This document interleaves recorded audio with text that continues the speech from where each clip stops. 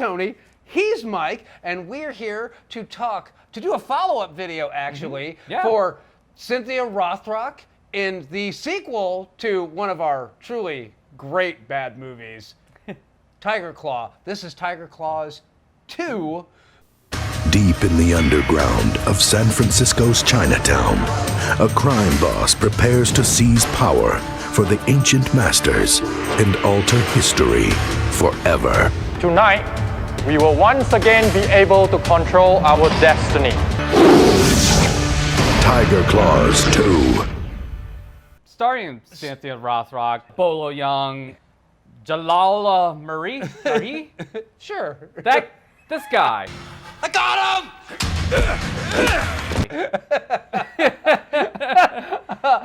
him! This is like it picks off immediately after pretty 9 much months, immediately. 9 months later. 9 months later. After Tiger Claws 1. So go ahead and quick tear to the plot. Basically, Bolo Yeung is sitting in jail where he's randomly beaten by cops from time to time, just because.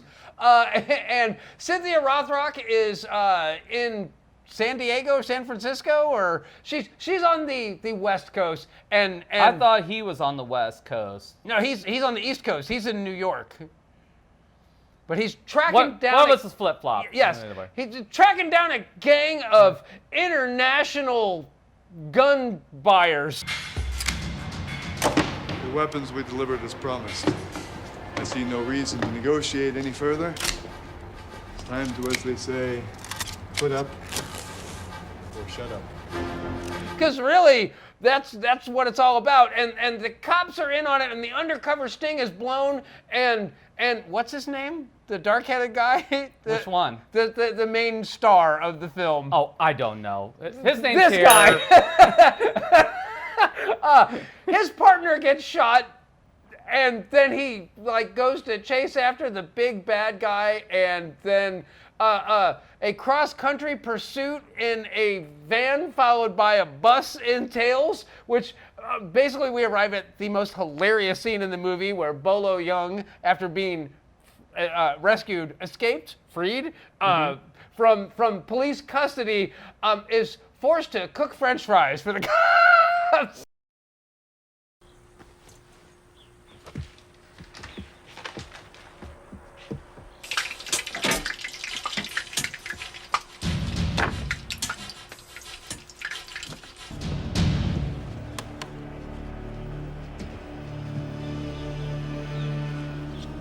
Hey, I think we got a problem here.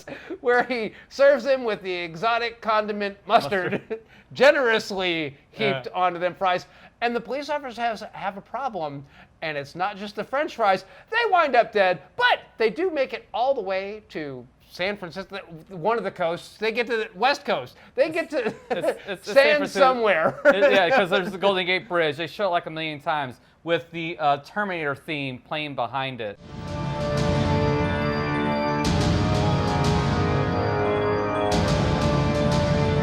Whoa. Dun, dun, dun, dun. Yes, close enough. Close enough. Dun, dun, dun, dun, dun. Dun, dun, dun, dun, dun. So Dun, dun, dun, dun, dun. Dun, dun, dun, dun, dun. So naturally, New York cop man calls Cynthia Rothrock, who's now on the West Coast, and he's all, hey, I'm tracking down some international gun purchasers. I'm coming to your side of the country, baby. It's a martial arts school that's now a restaurant. I think I'll accept your invitation after all. See you tomorrow. And they rekindle their tepid romance that has all the fire of a burnt marshmallow on it more. Oh. Now, I will say this. Cynthia's looking fine in this film. She's looking very milfy. I'll give her that. She grew her hair out. He cut his hair off. They're flip-flop. Yeah. But Bolo Yeung... Well, we're getting way too ingrained in this. Let's hurry up and Anyway, yeah, just to cut to the chase, they track him to the West Coast. They find out that there's some big, weird Asian tournament that was supposed to be done by the practitioners of the Tiger Claws on the Chinese New Year, which opens up a portal to the past where they can actually smuggle guns into and then take over China and change the future. I'm not making this shit up. Well, if I were to believe in this ancient secret passageway, Why does Dai Lo Fu need Chong to bring Victor's weapons into the past? And naturally, Cynthia Rothrock and this guy, they are there to stop it, but they don't know that they're there to stop it. They're just there to arrest the bad guys. But it turns out that Bolo Yeung has a change of heart, and he's free to go.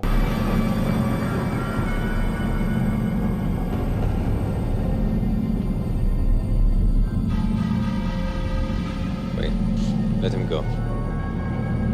He's paid his dues.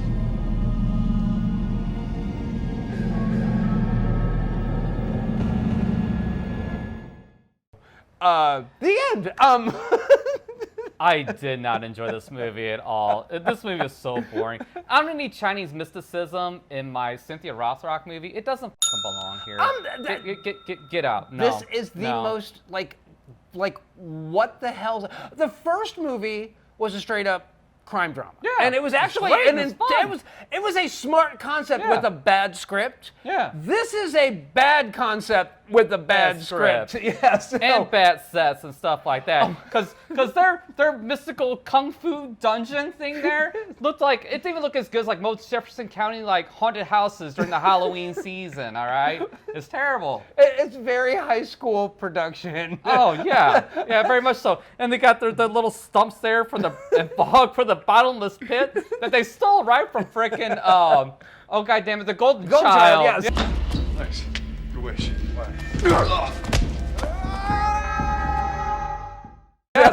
Monty! There's the ground! There's the ground, Monty!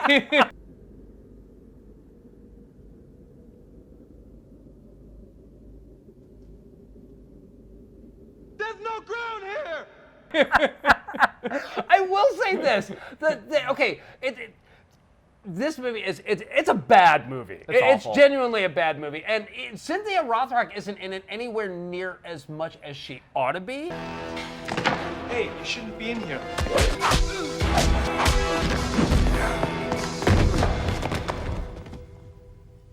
And that's one of my notes. Now I know Cynthia Rothrock, she don't take a back seat to this guy, all right? It's not supposed to happen. No. And the Asian big bad, you know, the guy that's not Bolo Yeung. Yes. That guy's dialogue, his delivery of dialogue. It's so bad. Take good care of my guest here. Anything he wants is on the house. It's so awful. cheesy. It's like so flat. I would almost fall asleep every time he opened his mouth. I was gonna say he's trying to be Jack Palance in Tango and Cash, but he doesn't have the voice or the charisma to like be that commanding a presence on screen. But he thinks he is. So I welcome you all to this evening, which will be for all of us the most important event in our life. so He thinks he's something in this movie. now the other big bad, the ponytail guy that runs around in the blue pajamas. Yeah, there's the Asian bad guy who's buying the guns. Well, you got discount mafia Steven Seagal. Yes, And then yes. you got Italian pirate kung fu guy. Yes. So Sing us a song. You're the pajama man. Okay, so the main bad guy. I don't know wait, the Asian main bad guy or the white main bad guy, the Caucasian. Okay. All right, thank you. He's even worse than the Asian main bad guy. There's the Asian main bad guy who's trying to open up the portal to go back in time and take over China like 1,500 years ago. Mm-hmm. And then there's the white guy who, like, oh, you're going to let me into this tournament because I am a kung fu master and you can't say no to me. Our business is over when I say it's over. I see. I would like to enter your tournament. And I'm thinking, what? Wait, are you supposed to be coming off as like intimidating or scary or what? Because you're coming off as kind of laughable, and I'm thinking, all right, the Asian bad guy, and I can't remember any of these characters' names because they're completely forgettable. Yeah. But the Asian bad guy just kind of has that like, I can't wait to watch you get killed in my tournament. Let's go, let's roll with it. So, and it's like the guy who wrote this script dreamed up this awful movie. And he couldn't get it made, but then he like somehow had some connection to the original Tiger Claws that was kind of a hit. because they did two more sequels to it. I don't know if it was a hit so much as It was a moneymaker. Let's just call it profitable, and that's Okay, good enough we'll for call me. it profitable. All right, that'll work. But then they're like, oh yeah, you can do that, and we're even going to give you $75 for all the plywood and plaster so you can make your dungeon set. And my favorite part, like, when they're going through the hallways and there's what's very obviously a Spirit of Halloween skeleton laying on the floor. It had the white plastic bones wrapped in like Goodwill thrifted clothing, just kind of laying there for no reason, just cause. So, this was I love me some Cynthia Rothrock. I really. The fight scenes weren't really well choreographed. They were bad. Even the tournament at the end, Discount Bloodsport, was boring. But like the actual choreography wasn't that bad, but it lacked the drama of Bloodsport. Yeah, and of course, you know, Bloodsport has, you know, a good soundtrack behind it. Yes. You know, it's comically 80s, but it works very well. And it's edited well. It's edited extremely well. And plus they had a little more of an authentic looking set, where this, like you said, very stage play, very, very low budget looking. So, and it was kind of a shame because there were some decent martial arts going on in that thing, but it was just let down. Yeah, and the other thing is, with everybody that's in the actual tournament, Bolo Yeung's killing it. I mean, he actually has some really great fight moves and some great fight scenes.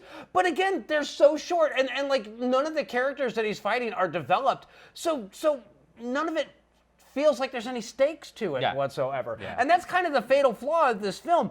They could have not. No, the fatal flaw of this film is was made. I was going to say, they could have lopped 15 minutes off the front. They could literally could have had the sting go bad, and the guy goes on the run, but all that crap with like, oh, well, we got to steal the van and we got to stop in the mountains and shoot the cops. All that could have been left on the editing room floor, and they could have just concentrated on like all these underworld figures who get together for this tournament. And yeah, sure, it would have been a Bloodsport knockoff, but at least then these characters would have been developed, and give those characters some stakes as to why they're in it. And you could have had, you know, the Italian crime family and the French crime family and this and that, and then they each have their own martial arts style, because why the hell not? And then it would have meant something, because now it's about the pride of the families and the, you know, who's got the biggest heavy in the crime world. In order to be the best, you've got to train with the best, and that's me, Bill Pickles. This is just, they don't explain anything. It's just dumb. Yeah, it's really dumb. So yeah, as much as I love you, Cynthia, and it's a true, deep, spiritual love, it's a higher love, as Steve Winwood would say, I can't recommend this movie. Don't buy the box set. Just buy the first one. well, there's a third one. So we may as well finish it. Yeah. Finish the series. I gotta see how they get Bolo Yeung back to the future. Right. But it's definitely not a recommend for me. This movie sucks. Watch it once, just so you can say that you have, and then move on. No, don't. It's available for free on YouTube, so it's not worth it. It's not. Not even if you're stoned, not if you're drunk, not even on a whim, not if you got nothing else better to do. Just go watch porn, jerk off. Do something else. Just don't watch this. It's a waste of time. So. Actually, no. What you should do is write an email to Vinegar Syndrome and tell them that we want No Retreat, No Surrender 2 on Blu-ray. Yes. That's what you should do. Anything else? That's all I got. We will catch you next time.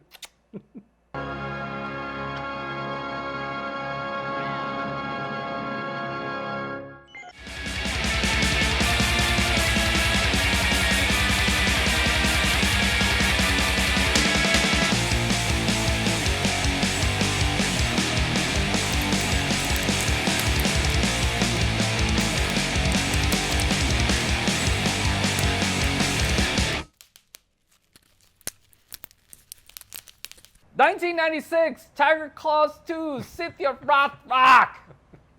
Rock!